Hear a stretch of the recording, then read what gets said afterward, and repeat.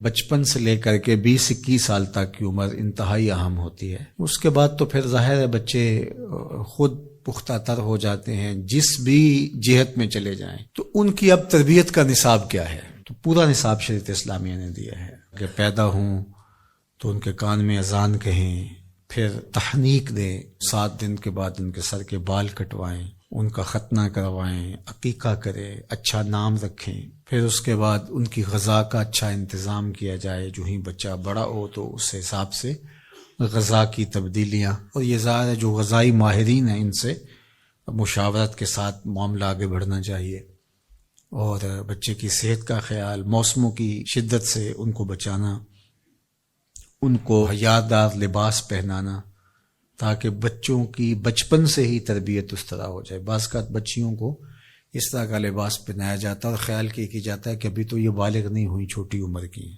تو چھوٹی عمر سے ہی ان کو جو ہے وہ یہ چیزیں سکھلائی جائیں تاکہ وہ ان کی طبع کے اندر وہ چیز راسخ ہو جائے۔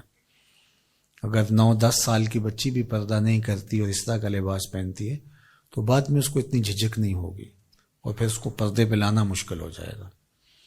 تو یہ ساری چیزیں جو ہیں وہ بچوں کو شروع سے سکھائی جائیں۔ ان کی فطرت میں یہ چیز ہوتی ہے، اس فطرت کو اجاگر کرنا ہوتا ہے۔ اس طرح 7 سال کا بچہ ہو جائے تو اس کو نماز کی تلقین کرنا، اور 10 سال کا ہو جائے اور نماز نہیں پڑھتا تو اس پہ سختی کرنا تاکہ وہ نماز قاطع ہو، اور جب بالغ ہو جائے تو پھر تو شرن بھی اس کے اوپر واجب ہو جاتی ہے، اب اگر نہیں پڑھے گا تو گناہ گار ہوگا۔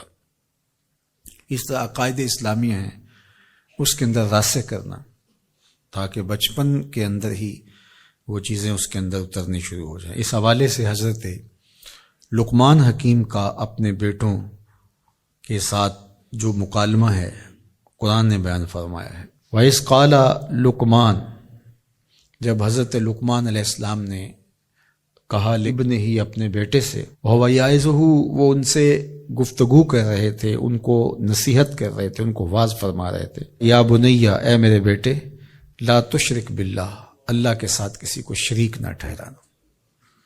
اولاد کی طبع میں توحید کو راسخ کرنا اور انہیں شرک سے اجتناب کرنے کی تلقین کرنا، یہ تمام وصیتوں کی جان ہے۔ چونکہ عقیدہ توحید جب آپ کے سینے میں اتر گیا تو پھر آپ خوف کے مرض سے نجات پا جائیں گے، آپ کے اندر توکل پیدا ہوگا، اللہ کا خوف پیدا ہوگا اور غیر کا خوف دل سے نکل جائے گا، آپ کی طبیعت ریا سے مبرہ ہو جائے گی، خلوص للہیت، یہ چیزیں پیدا ہوں گی۔ تو یہ توحید کا فیضان ہے۔ اور ہم کیا دیکھ رہے ہیں؟ چند ٹگوں پہ لوگ اپنی زندگیاں وار رہے ہیں۔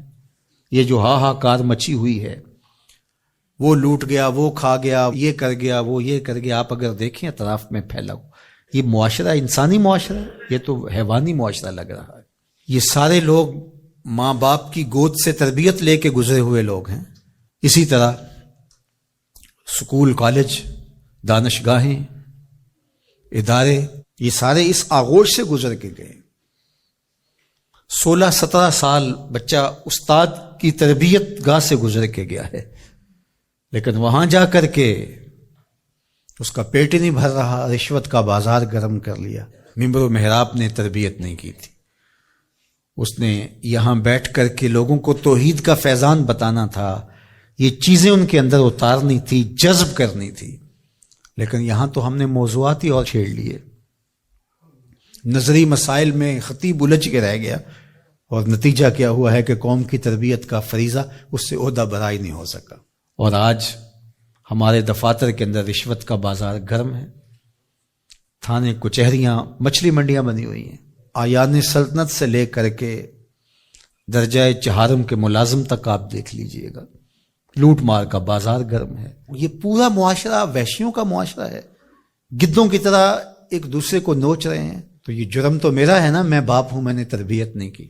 اگر میں نے تربیت کی ہوتی، میرا بیٹا جس منصب پہ بھی ہوتا، ملک سے بھی وفا کرتا، اسلام سے بھی وفا کرتا، انسانیت سے بھی وفا کرتا۔ لیکن اگر میرا بیٹا منصب پہ پہنچ کے وفا نہیں کر رہا تو میری تربیت میں نقص تھا۔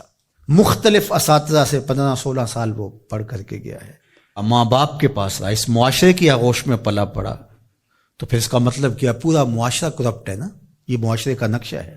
اگر ہم نے تربیت کی ہوئی ہوتی تو یہ نتیجہ کبھی نہ ہوتا. تربیت کا عمل مفقود ہو گیا ہے. دانشگاہوں سے لے کر کے منبر و محراب تک، آغوش مادر سے لے کر کے معاشرے کی پھیلی ہوئی وسیع آغوش تک، سارا نظام ہے جس کا چہرہ، جس کے خد و خال اب ہمارے سامنے آ گئے ہیں. اور آنے والا دور کتنا بھیانک ہوگا ذرا تصور کیجئے. تو آج میں اور آپ جہاں کھڑے ہیں، اگر ہم نے اپنی نسلوں کو نہیں سنبھالا ہے اور ان کے اندر اسلامی عقائد اتارے نہیں ہیں، راسخ نہیں کیے ہیں، تو جس سمت ہم بڑھ گئے، آنے والا دور بھیانک ہوگا.